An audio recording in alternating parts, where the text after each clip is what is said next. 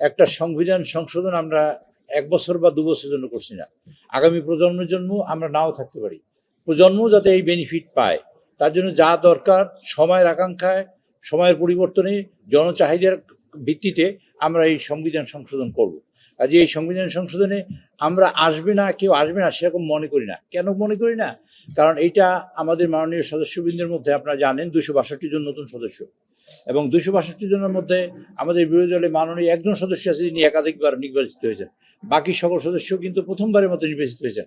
কাজে তাদের সকল কিছু বিষয়ে বুঝে এইখানে কন্ট্রিবিউট করার মতো হয়তো সময় লাগতে পারে।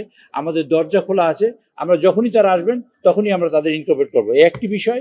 আর 2 নম্বর বিষয় হলো এই, আপনাদের ধারণ করার জন্য বলছি যে সংবিধানের সংশোধনের ক্ষেত্রে আমাদের পার্শ্ববর্তী দেশ ভারত আমরা প্রায় রেফারেন্স হিসেবে উল্লেখ করে থাকি। আমরা ভারতে 1950 সালে সংবিধান সংশোধন করা হয়েছে, মানে অ্যাডাপ্ট করা হয়েছে। 1950 সাল থেকে 2026 সাল পর্যন্ত 106 বারে সেখানে সংবিধান সংশোধন করা হয়েছে। নতুন করে কিন্তু সংশোধন লেখা হয় নাই, সংবিধান সংশোধনই হয়েছে। আমেরিকা, যেটা আমরা মানে রেফারেন্স দিয়ে থাকি, 17তম সংবিধান সংশোধন করা হয়েছে এখানে। কাজে সংবিধান সংশোধন করা ছাড়া আমাদের বিকল্প নেই।